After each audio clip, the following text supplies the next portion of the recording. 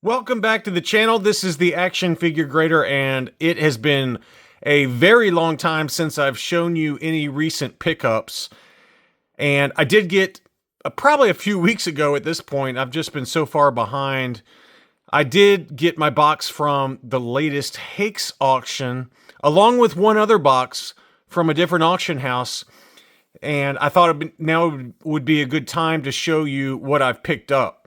And there's some heaters in here, so stick around. We got another addition to my TIE Fighter palette collection. Full disclosure, I did have a 65 back as well as a 77 back that were AFA and CAS graded that I sold on Rogue 5 Toys, mainly because of space. I just didn't have much space. And it ended up being fortuitous sales because a little bit after that, I picked up another TIE Fighter palette to add to the collection. So the first one is a 48 back C. This was already in my collection. The 48 back C, I bought this one ungraded. Beautiful unpunched example. And a nice clear blister. So there's that free Revenge of the Jedi offer there. So 48C, this one I sent into CAS a while ago. It came back with straight 80s. So that one was a nice one that I've had for several years. And another one that I sent into CAS is a Lily Letty card back along with a Lily Letty version of the TIE Fighter pilot. And so this one came back with an 80 plus. There you go. No COO displayed with card back 80 plus. So this is a nice feature that CAS offers if you have foreign card backs. You don't want to spend the big money on an actual Minton card. It presents like a Minton card. The weapon is attached to the side of the blister. And here's the back of it. It did have some writing on the back. So not a particularly expensive example or anything like that, but it just presents really nicely, at least from the front. So those are two that I've had in my collection. And then I finally did pick up a, this is part of the Hakes batch. This is the new edition. This is a Palitoy Tri-Logo 70 back B for the TIE Fighter palette. And, you know, I definitely overpaid for it. There's no question there. It's an AFA 80, 85. One of these just sold a few days ago, or 2 days ago, actually, on eBay, and it went after taxes and everything, probably about $150 less than what I paid for this one. So if you're patient, more patient than I was, you probably could get this one in that ballpark of 850 bucks, somewhere in that ballpark. This one is the etched blister style, so you can see the little divots on the sides of the blister that some of the Palitoy Tri-Logos are known for. It did have kind of a little crunch right there, which is why it got the 80 mainly. 80, 80, 85 were the sub-scores, but that's a very, very tough character to get on the Tri-Logo. I put this one maybe a step below the Emperor's Royal Guard or the Death Star droid or IG-88. Those three are probably the next tier up in terms of difficulty to get on the Tri-Logo. But this is one I've wanted for a while, and it just does not come up very often. And the timing was right to where I was okay overpaying a little bit for it, which I definitely did. There's no question. I probably overpaid by that on this one for this auction. But I just felt like, you know, if you're going to get it, or, you know, if you have the money, I'm okay with overspending a little bit if the situation warrants it. And that was definitely one. The next one that I picked up as part of this Hakes auction goes along with this one. This is one that Patreon supporter and friend of mine, David S., sold me for a very good price. This is the Sensor Scope R2-D2 on an unpunched Palitoy. Absolutely stunning. This is a 70 back B Tri-Logo.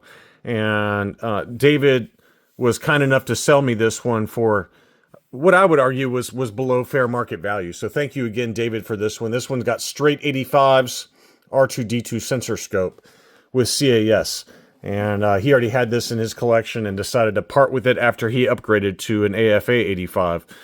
But I am more than happy with that because that is a stunning condition R2-D2 sensor scope.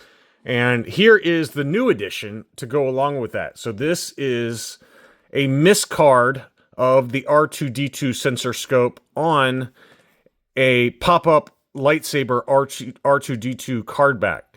Also unpunched. And AFA apparently does not know Tri-Logos that well, because this is going to be a running theme when we get to one of the later items in this kind of unboxing video, but they label this as a PBP blister sensor scope miss card, and it was graded AFA 80+, slightly yellowed blister. It's very faint, but apparently it's there. I don't see it personally. It's very, very faint, but you can kind of see it's very slightly yellowed. I don't think, I know for a fact, because I spoke with a collector named Matthew who runs an Instagram page called The French Connection. He has an incredible Tri-Logo collection and French Meccano, Miro Meccanos, and he said that it's not a PBP blister. He doesn't understand why AFA labels it as such. And I also read from, I think his name is Stefan Falcourt, who wrote a guide on Tri-Logos. I read a post of his related to another kind of miscard, and I think that this one applies to what Mr. Falcourt wrote in a Facebook post, that when the Palitoy and Meccano factories were closing down, Meccano apparently was instructed by Palitoy to finish assembling kind of unassembled parts, card backs, blisters, and figures, and match them up as best they could with existing inventory and get them out the door. And I think that's what this is, because this obviously is a fairly close figure, the R2-D2 sensor scope, and then the pop-up lightsaber R2-D2. It's close enough that they probably assembled it around that time frame, and I think it was in the 1985 time frame, which is what this is, obviously, given that the R2-D2 pop-up lightsaber was arriving around that time frame, the last 17 figure. So I think that's what this is. This is a Meccano produced Tri-Logo as the factories were shutting down, and Palitoy apparently instructed the Meccano factory to do this, to kind of assemble them after the fact and get them out the door. So that's what I think that this is, and thank you to Matthew for sharing that information, and to Stefan Falcourt for that. But just a really cool miscard, quote-unquote miscard. It's really just factory closing down overstock, if you ask me, but technically I guess it is a miscard. And that one was fairly expensive, but I just, at the time, the timing just worked out, where all the other items that I was kind of looking at and bidding on went too high. This one I thought was a fair enough price and would match nicely with what's already in my collection. That plays a big factor into what I bid on or try to buy. Does it fit with my collection? And sometimes it doesn't. I freely admit that sometimes the items don't match my existing collection, but this is one where I thought it would be really cool to have the correct card back for the R2-D2 sensor scope, unpunched in high grade, along with a miscard for the R2-D2 sensor scope, also unpunched in high grade. So 80+ on that one. That one is also, it's kind of interesting how the figure is wedged up in there. That does happen sometimes in shipping.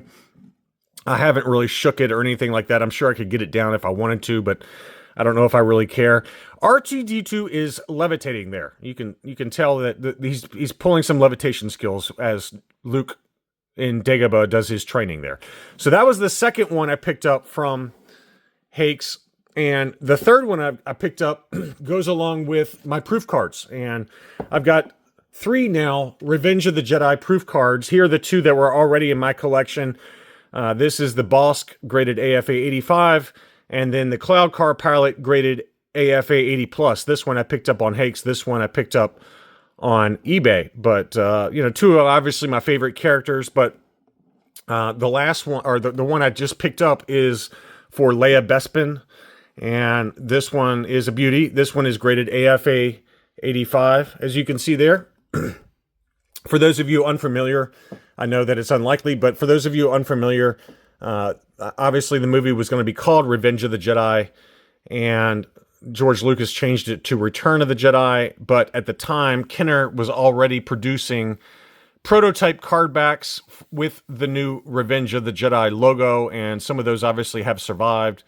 And this is one of them. So this is the 48 back free 9 num offer Princess Leia, and you can tell it's got that proof card sharp edges on the bottom versus the rounded edges that the final production card backs were known for. And this is another one that was kind of at the very top end of my price of what I'd be willing to pay, but I just thought it'd be really cool to have one of the main heroes on one of these proof cards. When you start talking about the Princess Leia first 12 figure, or Luke Farm Boy, or Darth Vader, or R2-D2, some of those big characters on the Revenge of the Jedi proof cards, they get very, very expensive, and probably not a price point I'd be willing to take. But Princess Leia in the Bespin gown, this one was kind of more in line. It was actually less expensive than the Bossk, slightly more expensive than the Cloud Car Pilot in an 80+ grade. So I thought that price, in the current environment, was pretty close to fair market value, and I was comfortable with it even after the buyer's premium and things like that. So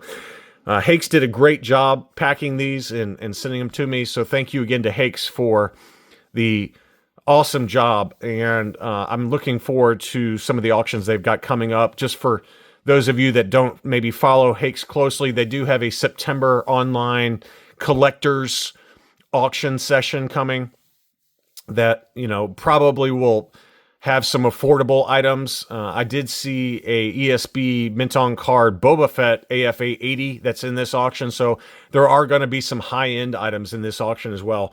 And then their featured auction will be in November. That will have, I think, a collection from the UK that will be very, very desirable, and will include some tri-logos and God only knows what else. But apparently that's going to be a very, very hot auction in November. And then I think in January is when they start with the Jeff Jacob collection. So those were the 3 items that I picked up from Hakes. And I do have one more that I want to show you. Let me just get the Hakes background going. So these are the 3 I picked up in the latest Hakes session: the tri-logos, and then the proof card for Princess Leia Bespin. And in a different auction, they had, it was on Certified Link, which is not really known for action figures, but occasionally they do have items for sale in an auction. And I did pick up a Minton Card Yak Face on the 70 back D tri-logo. So this one was a gem, and I was not planning on bidding on it because I was expecting the price to go for substantially above where I could pay.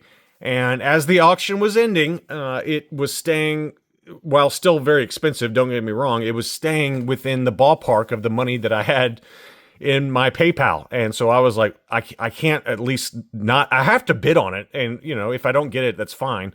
I didn't expect to win it, to be honest with you. And it came in well below where recent sales for a Yak Face have come in. So I was really excited to win this. And so this one's got the blister support.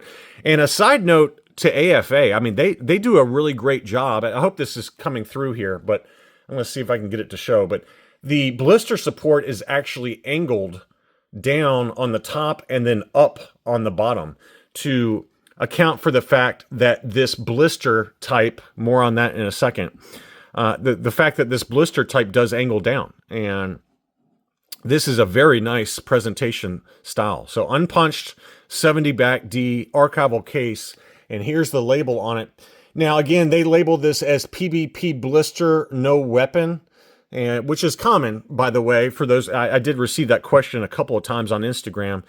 Was Yak Face ever packed in on a tri-logo with no weapon? Is that a common thing? And the answer is yes, it's a very common thing. You actually do see occasionally the occasional loose graded Yak Face, uncirculated graded, where it says no weapon on there because the tri-logo did not have the little pike that he's known to come with. So that's a common thing. But again, they label it PBP blister. And speaking with Matthew, again, he's the French Connection on Instagram. Make sure to go check him out just because he's been a great resource for me. He said that that's not a PBP blister. It's just a miscard blister, meaning that they packed it in with the incorrect blister. And I, again, think it goes back to potentially what happened with this one and what Stefan Falcourt mentioned, that potentially this was towards the end of the run, or when the factories were actually still producing these tri-logos, and they just threw up any blister. If they had the matching figure, they obviously did not bother putting in the accessory. So I think it's probably along the lines of what this R2-D2 sensor scope miscard had. And again, I have no way to prove that. I'm not an expert on these tri-logos, but very cool to get one of the more expensive characters, Minton Card, which is Yak Face. It's certainly not at the level of like the Jawa or General Maydeen, some of those, but it's kind of that next tier down for desirability. So very, very excited to get that one in a certified link auction. I just shocked that it was able to win that, but that's certainly one of the more expensive Minton cards now in my collection. And you know, I just wanted, I'm really bad about actually taking the time to show you recent pickups, and I certainly have some others that I haven't had a chance to go through yet. I've got some items back from CAS. I've got some beautiful gifts from Dominic R that I'm going to show you soon. I picked up some baggies as well as some other tri-logos here recently, so I'll try to get my act together and get that done, but I've been traveling, and then I also had a bathroom renovation going, so it was too noisy to actually do any filming in my collection room other than after hours when I put together some of those price guides for you guys. I hope you enjoyed this look at these recent pickups. Thank you as always for watching, and I'll be back soon.